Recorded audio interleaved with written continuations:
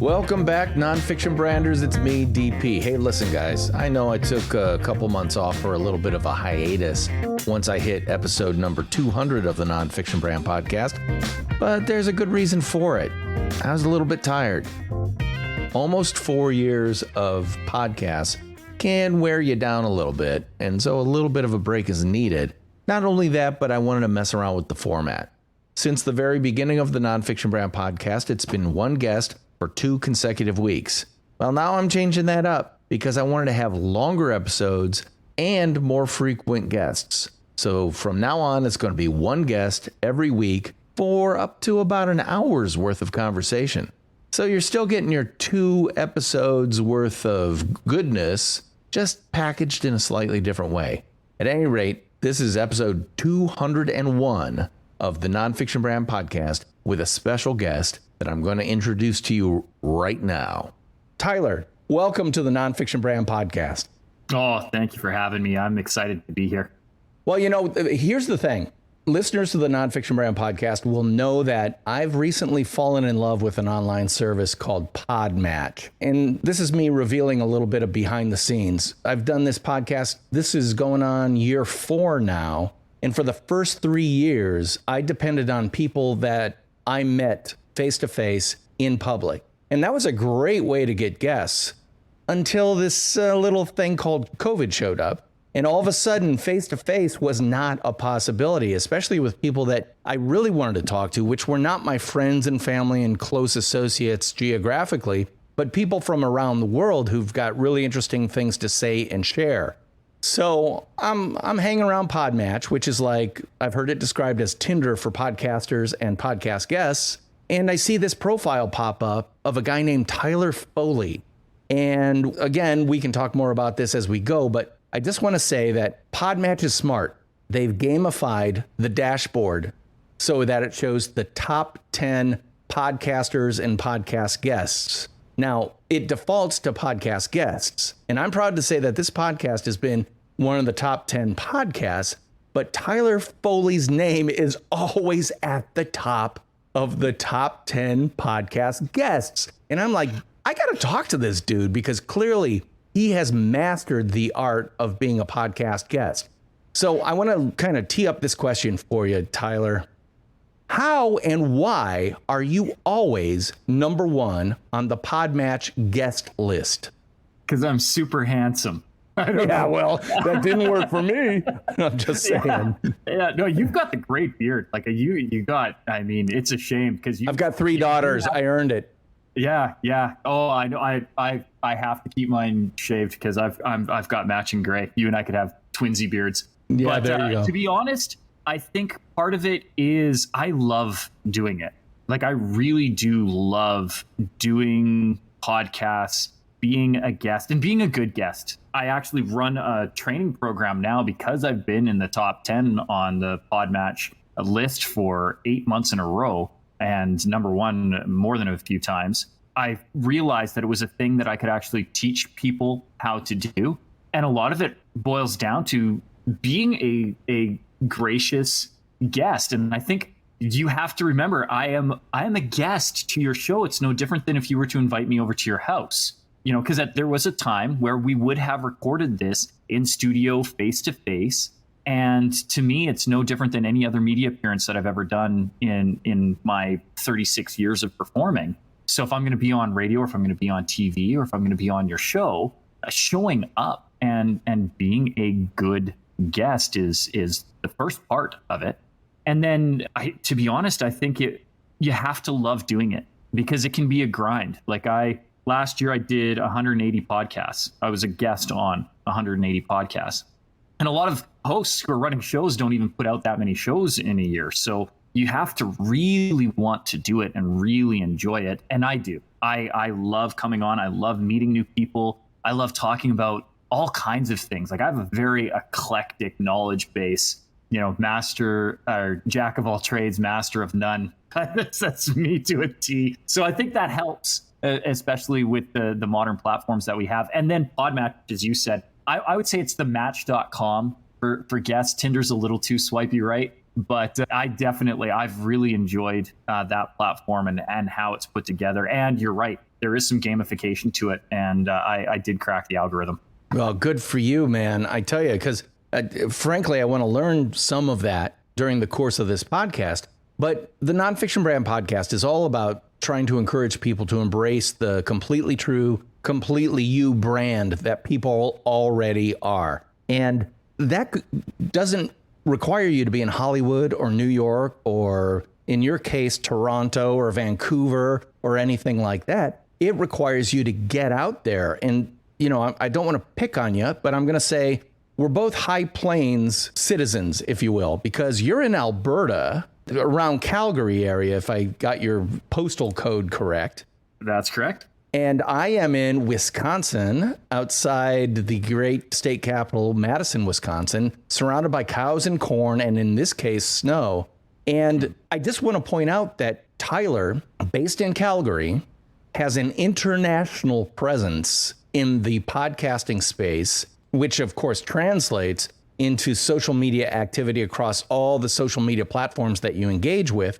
And it doesn't hinder you at all. The fact that you are just take a left from Medicine Hat, go a little bit northwest, and you'll eventually get to Calgary. True story. I love that you just referenced Medicine Hat from Madison, Wisconsin, because that is probably the right cardinal and first waypoint for you to get to. So yes, I am. I'm going to remember that when people ask where Calgary is. I'm going to tell them I am just northwest of Medicine Hat and see the blank stare. But you're right. Geographically, you don't need to be inhibited in any way, especially with technology now. And I'm very blessed to have such a broad platform to be able to broadcast my message, broadcast my brand, and again, meet people from all over the world. I've been on shows from Lahore, India, or Lahore, Pakistan, rather, to Sydney, Australia. I just was on one that was based out of Sao Paulo. So I'm sure if they had a podcast in Antarctica, I'd be able to say that I've been on a podcast on all 7 continents. So I'm just waiting for that science team to start up their show so that I can apply. Well, one of the things I want to point out is, correct me if I'm wrong, but I don't think you are a podcaster yourself. Do you have a podcast? No, because I recognize how much work goes into it. Amen, brother. I am in awe every time I'm on a show. The back end that you have to put into, building a podcast, the various platforms that are available to broadcast so that you can broadcast it. Are you going to do it live? Or are you going to do it pre-recorded?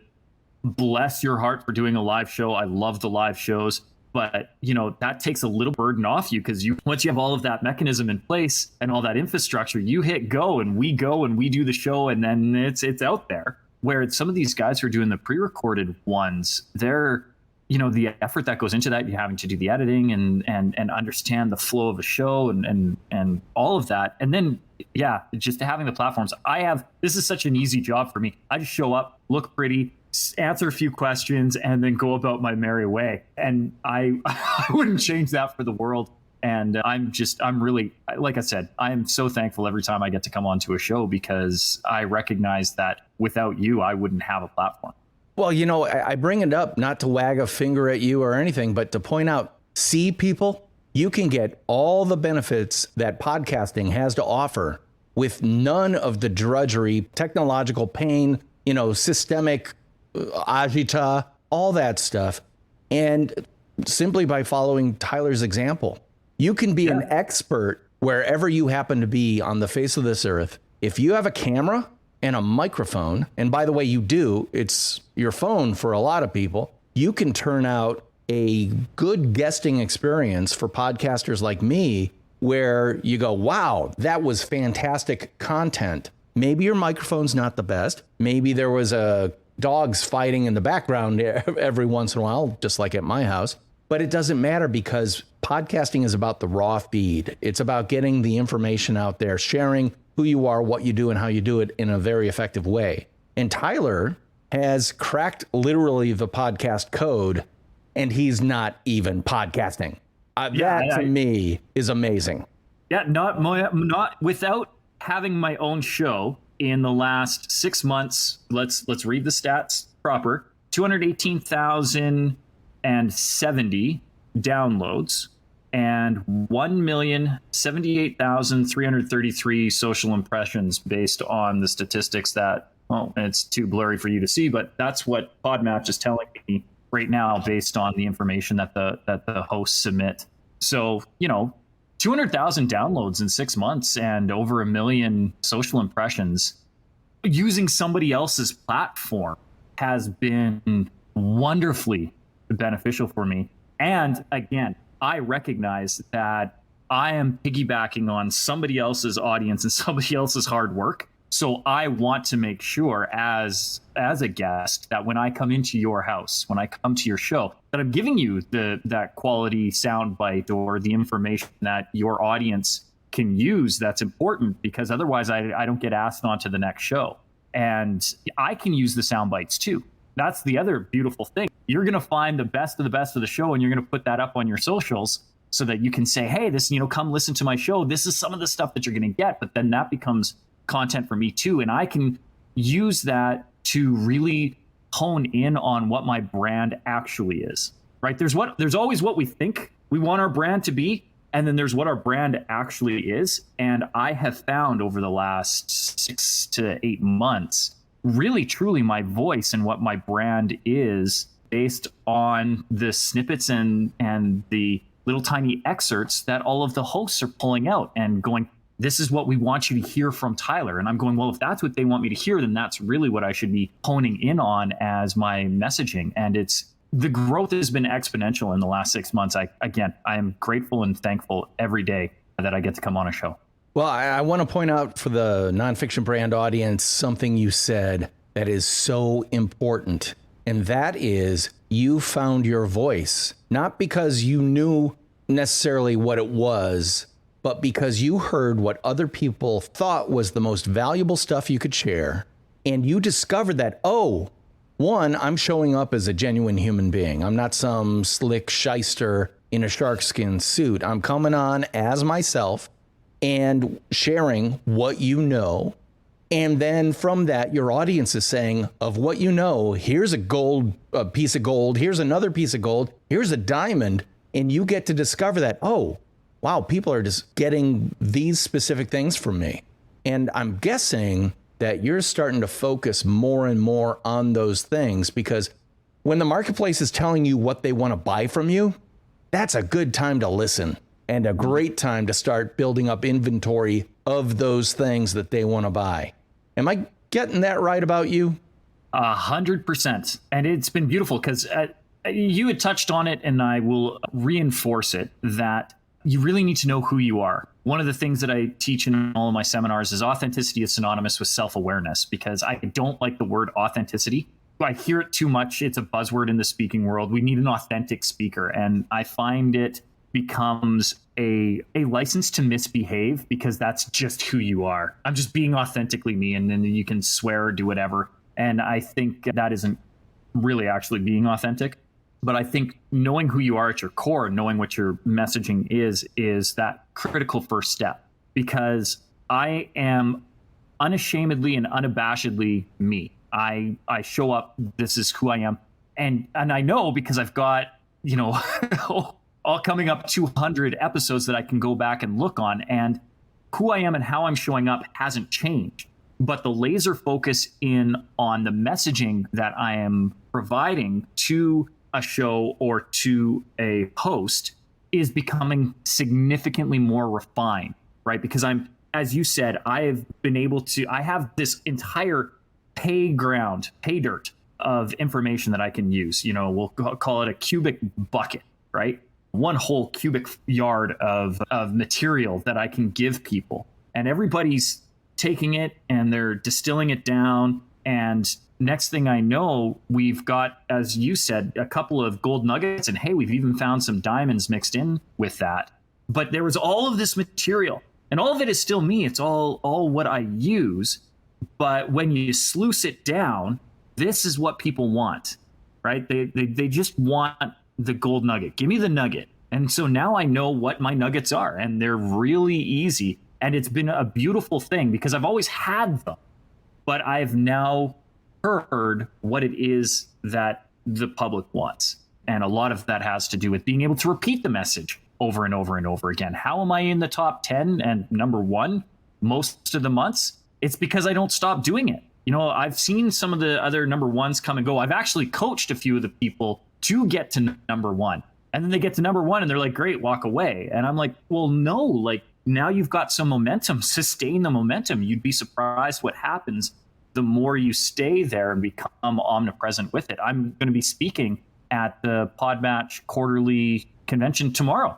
And I get to come on for 25 minutes and talk about just that. How did I get to number 1? And how do you show up and be a really good guest so that hosts want to ask you back?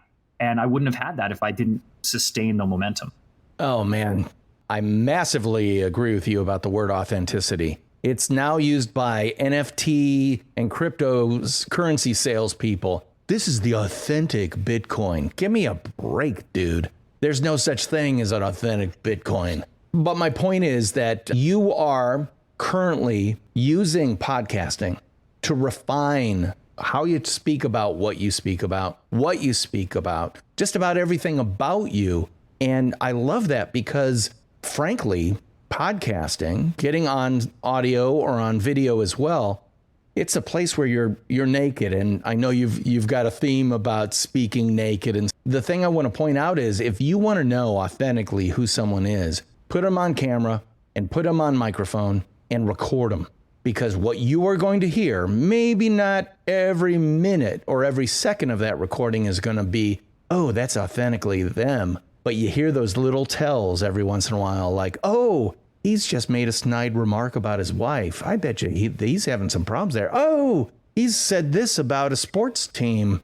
You know, you're dropping hints all along the way about who you are, what you do, and how you do it.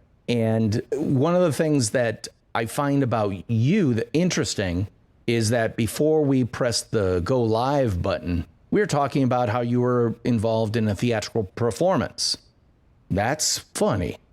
You're finding out that the performer you are has found a stage that is brilliantly working for you in the form of being a podcast guest. Oh my God, do you know how many people I tell you've got to find your style and then you got to find your stage and marry those two things up and you will win. So I'm guessing Tyler Foley, your style is to perform, meaning I come the way I am. I use my voice. I use my wit. I use my brain. I use examples. I use stories and I impart information. I teach and I lead and I inspire, but I do it via performance. I'm guessing you're better on camera than you are at a keyboard when it comes to typing. Oh, yeah. No, 1,000%. Even how I wrote my book was by not writing my book. My book is actually a compilation of transcriptions of my live training sessions because that's who I am. I am a born performer. I can't be on camera and not perform. I can't be in front of an audience and not perform. It's innately ingrained in me. It's who I am. It's how, as you said, I teach, I interact, I instruct. This is how I show up. And so the book actually got spoken and cleverly spoken. I didn't come up with the idea. That was the beautiful thing about it. My team was like, hey, wanted me to write a book. And it's one of those things when you're a speaker, most promoters are going to ask you to have a book. It's just kind of one of those things. If you don't have the book, you haven't been legitimized as a speaker. And so they want to make sure that you have the book there. And I didn't want to write it. I'm a busy guy. And you're right. The keyboard sucks my creativity. And so when they were like, well, we can just transcribe your video, I was like, oh, do that. Sure. Like, take it, run. Here's about 300 hours worth of video.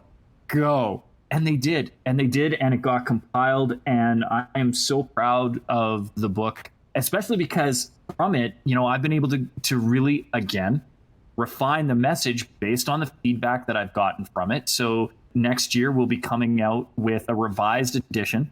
I cheekily would like to call it, because my book is called The Power to Speak Naked. I cheekily want to call the second edition, bigger, longer, and uncut, but I don't know if that's just a little too innuendo and over the top. And yeah, it's maybe it's a right ripoff of South Park. So right. For those of you who are listening, know that in my head, regardless of what the final title is, it will always be my bigger, longer, uncut version of The Power to Speak Naked. Well, that is indicative right there of your brand, of who you are.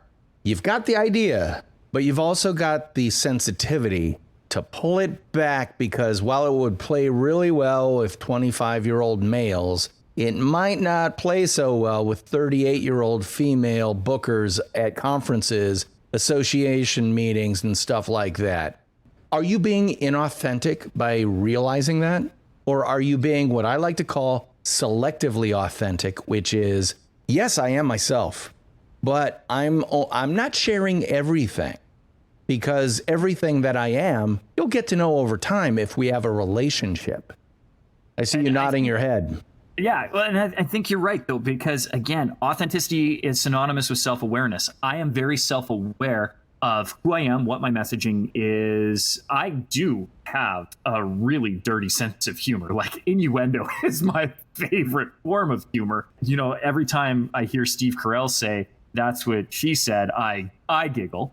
And now that Andy Samberg on Brooklyn Nine-Nine has "That's the Name of My Porno," that to me is even better because it is a little bit more clever. But I am self-aware enough to know who my audience is and really who my primary demographic is. And the majority of my demographic is not me. So it's funny to me, but most of the people who gravitate to my messaging are actually, as you mentioned, female, 35 to 55, and usually middle or upper management, or a large proportion now are charity directors. And so although The Power to Speak Naked is a little bit out there as far as a title goes, they're not put off by it. And I want to be sensitive to my people. Like, you are coming to me for information. So as much as I'm going to get a chuckle out of the potty humor, because I am still an 8-year-old kid in my head, and poop jokes make me laugh. And it's the great thing about having a 6-year-old daughter, because poop jokes make her laugh right now too. So we can giggle at the same humor currently. She's going to outgrow it. I am not. Right. My audience is certainly not aligned with it. And so I'm aware of that. And I don't think there's anything inauthentic about that. They're going to get it in the live, and I will be tasteful with its presentation. I'm not going to drip it everywhere. It's just every once in a while, something comes up and I'll go, giggles. Yeah. Well, and that's the fact is, when you have the ability to control the context, the smile on your face, the tone of voice, the way you say it, the tempo and speed at which you say it, these are all cues to the audience that I'm putting this out there, but I'm not serious. You put the same thing on paper, and people have none of that context. I heard Trevor Noah talk about context being the most important thing about comedy, and I truly believe that. Because if you don't know the context of anything a comedian says, it can be taken out of context and lead them on the cancel train right out of town. Jon Stewart's dealing with that right now. An offhand remark about the film characteristics of the goblins at Gringotts in Harry Potter all of a sudden became Jon Stewart is accusing J.K. Rowling's of anti-Semitism. And he has had to spend weeks now pushing back on that, being like, no, and this is what's wrong with media. And I know Trevor Noah did a really good segment on that. I think Russell Brand did a really good segment on it. I've seen a lot of people come up to it. And I think people are getting tired of that, where everything, there is no subtlety anymore. It's one of the reasons why a lot of people ask me to do my training virtually. And I have been very hesitant to do it, even though I am very animated and I'm good on camera. There is still subtle cues that you just can't get that we could get in a live room. And furthermore, I can't get the cues from you the same way that I can. So virtually I can present this way and you're going to get the content, but I am informed by your reaction and I really need to be able to see an entire audience. And it can't be on tiny little minuscule screenshot things. Like I can't, boxed up, I can't, it's not the same. I need to be able to feel where the crowd is at. And there's a real synergy that happens with that because of context. And without context, you're lost. So I agree. I suppose that's a roundabout way of me saying I agree completely with you. That's how I know you're a performer, because performers, whether you're a magician, a musician, a musical theater performer, a live drama actor, especially people who love to perform live. Oh my God, there's a reason why there are certain people on Broadway who will never be on film because they don't want to be. Because they always need to feed off the audience. And before we go any further, you've already teased the book enough. Now you got to tell us what's the title and where can we get it? Well, title, it's The Power to Speak Naked, and you can get it at any one of your local bookstores, honestly. But for those in the States, I would strongly encourage you to go to bookshop.org to order it, because bookshop.org is a wonderful online experience that connects you with your local book retailer. So you get all the joys of going to, say, Jeff Bezos' site, where you can get my book as well, but you will be supporting your local book retailer. So if you are in the United States, I would strongly suggest you go to bookshop.org. It will help your local book retailer. They also put together a fund that local book retailers can go to get aid and assistance if they're struggling, which most of them are right now. And you can actually get my book for about $1 cheaper off of bookshop.org than you can from Jeff's site. So save some money, help support your local bookstore, and still enjoy the online shopping experience. For everybody else, you can get it from wherever your book retailer of choice is, whether that's Barnes & Noble or Amazon or Chapters. It's available everywhere. And you can always go to my website, which is SeanTylerFoley.com. Sean spelled the proper Irish way, SeanTylerFoley.com. And I can hook you up with all the info. Well, you know, I mentioned the fact that when you're on podcasts, you drop little bits of information about who you are, what you do, and how you do it, and kind of the foundation of your brand. Tyler just did it right there. He mentioned not the House of Bezos, but local bookstores that you can support through bookshop.org. That just told me a key thing about you, the person. That is what people mean when they say authenticity. You let me know that you care about local brick and mortar. You care about local communities. You care about supporting the people that actually keep economies alive rather than just enriching the guy who wants to take a penis into space. Has.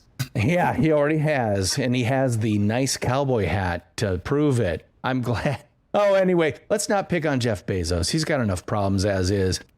So, Tyler, you're up there in the cold, frozen plains of Calgary, and I did a little poking around on your old LinkedIn page, and I know that, let's say that you're living your, what I like to call your soul hustle, but you got your full-time job thing going on that is completely different than what anyone who might know you from listening to a podcast is all about, unless you listen to health and safety podcasts as part of your daily routine.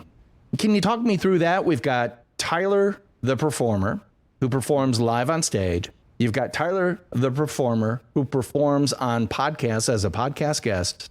And you've got Tyler, I'm guessing I can say the performer, who is teaching people in a very narrow niche of business, which is health and safety, etc. Talk me through that whole three-legged stool that represents your professional endeavors. So it's funny because, again, on the surface, they seem very disparate and separate in that you wouldn't see a relation between them. But what makes me a very effective safety consultant, and to be fair, I started Total Buy-In as a self-employed entity, mostly out of frustration, being picked up and laid off by various companies and really wanting to control my own destiny. So in 2015, I started my own company, and now I direct my company. I have significantly smarter people than me who are much more proficient in the safety realm who can put together programs, audit programs. But what I do really effectively is lead keynote presentations and training sessions. Because again, as you had pointed out, I'm always on. I am a born performer. And when you come to a session with me, most people hear we're going to a safety talk and their eyes glaze over and it's like instant zombification. Like you're going to a lobotomy, you know? Like people are like, oh, not another safety meeting. And one of the reasons organizations bring me in is because I bring something to the table that is more than your regular safety presentation. And I want to show people how safety is every day in every way part of their life. And I use the power of story and my performance abilities to reflect personal situations that then speak universally to an audience so that they really understand safety. And then I get the chance to do some training, not as much lately, but again, it's just because I want to be in front of a live audience.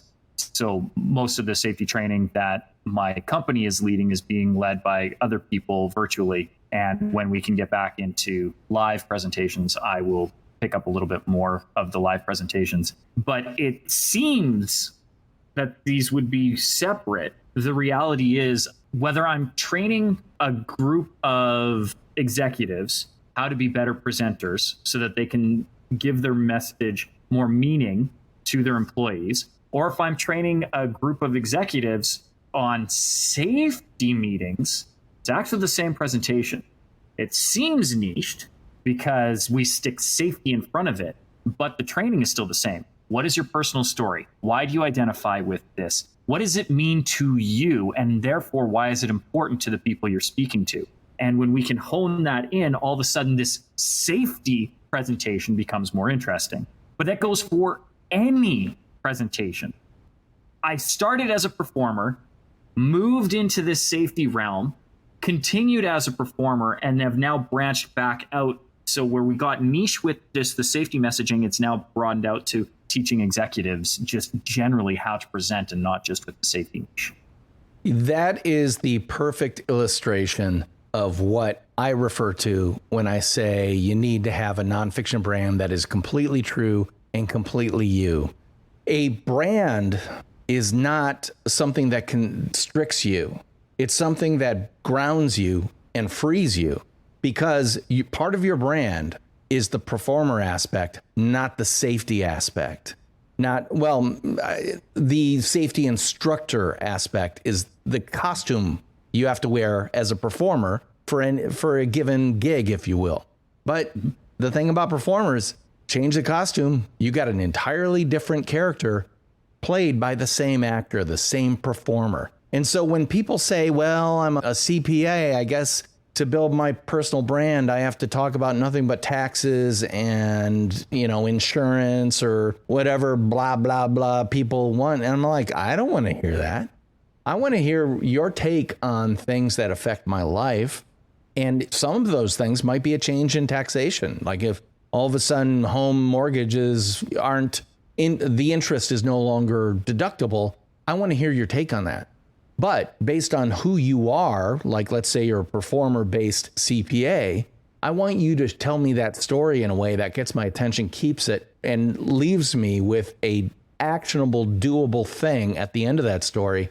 And that value nugget that you just passed me has made you incredibly valuable to me. And that's the key, which is you got to give the value first before you're perceived as valuable. And I see you nodding your head in agreement. Take it from there, Tyler. I think you got some stuff to say about that. Part of the key to that is, again, I keep coming back to that. Authenticity is synonymous with self-awareness.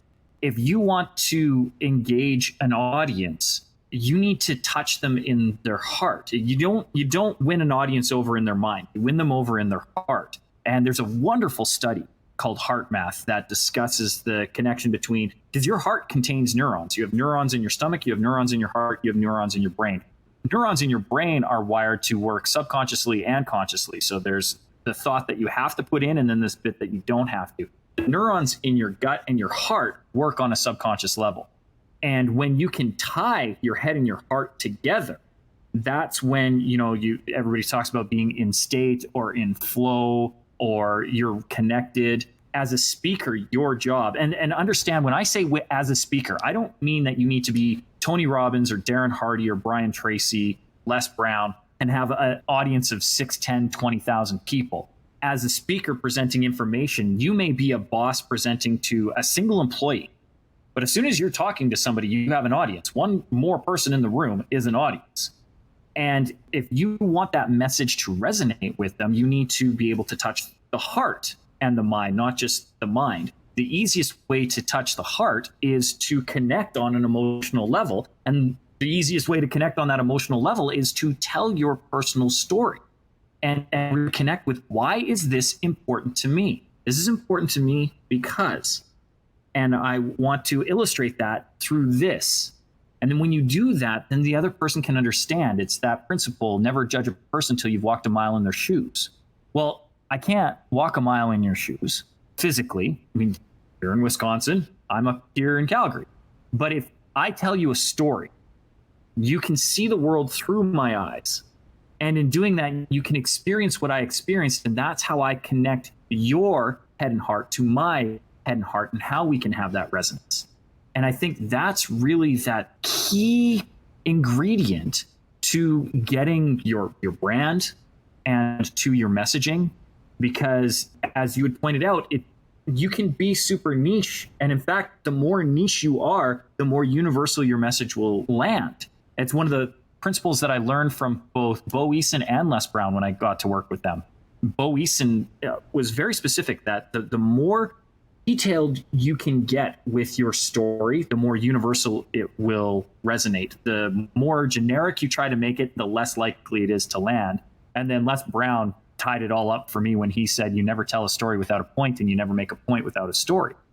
If you're trying to make a point to somebody and you're trying to connect head and heart, you need to have that story. You need to give me a reason to care. And that's where a lot of what I do is training people to connect with their audience through the power of story. And that's when you get that harmonic resonance. All right, so I just want to point out to listeners and viewers of the live stream that Tyler's just given a masterclass in why you should do podcast guesting if you are like Tyler, which is he has demonstrated who he is, what he does, how he thinks, how he performs, how he shares, how he inspires, and his voice, his mannerisms, the smile on his face, the animation on his face. All of these things he's demonstrated. And if I were a booker of a conference, would I be impressed by that? Yes, I would.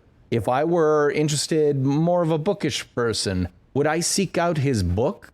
Probably. If I was in the mood to take a seminar or a webinar or something like that, am I going to try to find out whether Tyler has those things? Why, yes, I am. Because he's been able to, via the performance venues of both audio via podcasting and live stream, video and audio, he's been able to demonstrate very, very clearly and in depth who he is, what he does, and how he does it. Now, his resume says that he's this guy in health and safety and blah, blah, blah, blah, blah. But here's the thing about resumes. Resumes are nothing but a closet full of costumes for someone like Tyler. He's a performer and everything. You know, we talk about the fact that he's not a writer. Why? Because he's a performer. I can relate to that. As people who listen to the Nonfiction Brand podcast know on a regular basis, my career has been in 30 years as a copywriter in advertising. I hate writing, but I love having written. I don't want to write for myself. I've written 2 books. Was it painful? Yes, it was. So what did I do? I pulled out the performer in me to write the book, not dissimilarly from the way you described your book being written, which was mine isn't as strict a compilation of talks and webinars and seminars that you've given, but I have used my podcast a great deal. If you get a copy of the Nonfiction Brand book, I'm going to say every 5 pages, there's going to be a block quote from some of my guests and a conversation between me and one of my guests, making a point that I want to make. and I'm using an external expert resource to validate the point that I want to make. So I'm using my podcast right, left, up and down, in and out, any way I possibly can to generate authority for me, to authenticate who I am, that I am in fact authentically me. You're doing the same thing, and you just did it right there. And when I invited you on this podcast, I saw your write-up on Podmatch, and I'm like, And the thing you don't know about me is I was an actor in Hollywood for a period of time in the mid to late 80s, long time ago, back when dinosaurs roamed the earth. And I was surrounded by... Yeah, I saw Steven Spielberg's show too. Yeah, well, exactly. But the thing about performers is, and you know this, there are performers who want to be personalities and performers who want to perform the art that they choose to do, whether it's blues guitar, whether it's musicals, or whether it's Chekhov plays. The personalities, these are the authentic people. No, they're not. The authentic ones are like Anthony Hopkins, the great actor, who, when you go to see him in a movie, you don't see Anthony Hopkins ever. You see an actor you see a character. You don't even see the actor. Meanwhile, you go to a Tom Cruise movie. Do you ever not see Tom Cruise? No, it's a beautiful point too, because you're right. There are the people who do it for the love of the craft, and there are the people who do it for the love of the fame. And I have always been the love of the craft person, as is evident by the fact that nobody knew who I was before I came on. You have to do the IMDb search to see what shows I've been in, and I love that. And I love the freedom that comes with that, because I haven't ever been typecast. The closest I've come to being typecast is if you look through my acting resume. And it's funny that you point out that I have like the professional resume, which has very specifically been sterilized of any performance. Mostly because the resume is used to get jobs, and I no longer want to work for anybody. I want to work for me. But ironically, the people who want to see me speak want to see the professional side of it, and they're not. The performance is what makes me great. But if I say that I'm a performer, they go, yeah, but we need a professional. So the resume highlights the professional. And it's always funny. I love when I come on the shows, because people are like, who you are on LinkedIn and who you are on Facebook and Instagram are two totally different people. And I'm like, you're right. They are two totally different people, because this is the professional side to me. And so I've sterilized out the performance aspect. And when it comes to me being a performer, I do it for the love of it. And as I was saying, the closest I've come to being stereotyped or typecast, I tend to play one of two roles, and sometimes that role is combined. I'm either the gay guy or the really mean guy, or I'm the really mean gay guy. That seems to be where my sweet spot for landing is. I mean, I'm usually really angry. And the thing that I like about it is anybody who knows me, particularly my wife, is like, that's not you.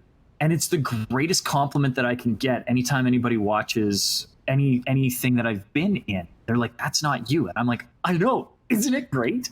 It's called acting. It's called acting.